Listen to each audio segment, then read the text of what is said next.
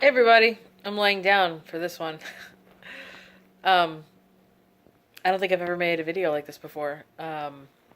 Salam's here, and I'm just having some thoughts that I really wanted to share.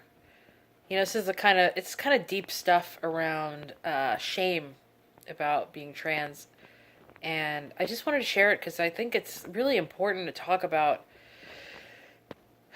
I'm just I was at a trans retreat this weekend, and it was so empowering.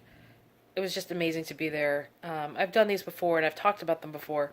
This one was particularly helpful for me because, it's the first, I mean, let's just say it's the first retreat I've been to since my top surgery and since I've come out. And, I'm just feeling like so much more comfortable with myself as a trans person and much more confident in my body. And yet there are still a lot of sensitivities around all that. It's not like it's perfect. But it felt really good to be there, and to feel normal. You know what I mean? Like, I just feel like in my daily life, I so rarely feel normal. Like I'm always just hyper aware of how cisgender the world is and how I just,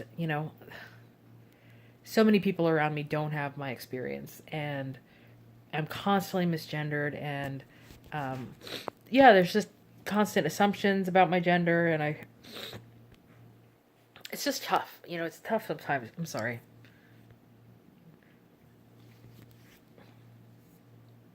It's just tough. It's tough sometimes to live in the world the way it is as a trans person. It really is. Um, and so I got back from this retreat, and I just noticed that I was like feeling really upset and really anxious, and I didn't really know why. And so I just did all this writing tonight. Writing always helps me kind of work through stuff. If I don't know what something is, I just sit down and I just set a timer for 10 minutes and I just wrote without thinking. I just wrote and wrote and wrote and wrote. And just didn't pick up the pen and just kept writing. And, inevitably, what came out was a lot of shame about who I am and how hard it is, to live in the world. And a lot of historical shame that that has been just caused since childhood. Growing up, I was constantly made fun of for being different, for not being, like all the other girls, and for, being more masculine than the other girls, and for having hair on my arms, or not shaving my legs, and just made fun of for yeah, just masculine traits, I don't know, just the way I acted, the way I talked, the kind of things I like to do, just always shamed for that kind of stuff. And for my body, I was just a little bit more boyish, and was really shamed for that by my family, by people in school. I just grew up feeling like a freak show. I really did. I grew up feeling like a fucking freak show. And, this weekend was really one of the first times in my life that I felt just normal, I just didn't feel like a freak show. I felt like, I wasn't judged. I felt embraced. I felt loved. I felt, I was sitting there at the hot tub without my shirt on. Now, this is the first time I've ever gone into public without my shirt on since my top surgery. And no one was saying anything about my body. It was just like, my body was just like anything else. It was like a lawn chair or something. There was just nothing to talk about. I was just treated, I don't know, I wasn't objectified. No one was pointing anything out. I didn't feel like a weirdo. I wasn't made to feel like a weirdo. I also never wear shorts, and on this retreat I actually wore shorts because it was quite hot. And again, same thing. No one was commenting on my body. I just felt like a normal person. I imagine this is just what people feel like cis people, I imagine, in the world. And maybe that's naive of me. Although I'm sure there's obviously a lot of people who don't feel embraced by the rest of society, and there's a lot of issues still with fat phobia and ableism and that sort of thing and such. But yeah, I imagine a lot of cis folks, you know, don't have the kind of issues that trans people have, where, where our bodies are treated like a fucking freak show, and it's frustrating, it's really fucking frustrating, and I'm cursing a lot, and I'm sorry. I think I kind of hit this point of I'm just tired of it, because to feel a sense of freedom around this stuff and confidence and love and self love and self acceptance that I felt this weekend, and then to come back into our world is so hard. It's so harsh. It's so harsh, and I struggle. I struggle. I know I come on and my videos, I really try to spread a message of hope and faith and such. And with this one right now, I'm in a really tough place. I'm having a hard time being back in the world. And yeah, it's just tough. I'm really struggling with it. And I'm just noticing how I really want to have more trans community in my life, and I'm wondering how to make that happen. I made a lot of great friends this weekend. I have a lot of great trans friends, but I don't feel like they are enough a part of my life. Most of my life is very much spent with a lot of cis folks. People I work with. They're all cisgender. They're all, well, actually, I don't think they're all straight. Some of them are queer, but still cisgender. And largely straight. And so I feel like, even though like at work my gender is honored, I just don't necessarily feel like I'm surrounded with community in that environment. And work is where I spend 40 hours a week, and so not feeling community for 40 plus hours a week is hard. It's hard.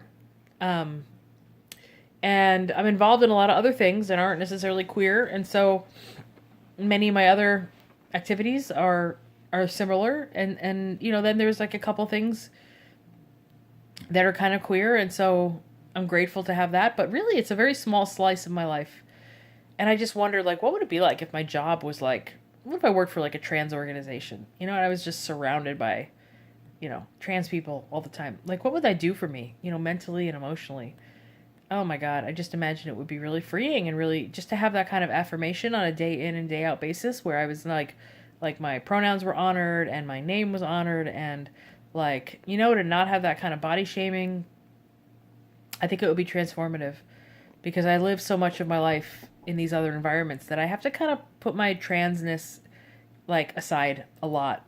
And so, and sometimes that means that like I allow things that I wouldn't allow, so like sometimes I don't correct people when they misgender me, Sometimes if people use the wrong name, like I just won't say anything about it. And it's like, the thing is like these things really hurt. They're very painful, but I'm just tired, and like, being in these environments, like, I don't know, I just sort of get beat down, and I just stop fighting,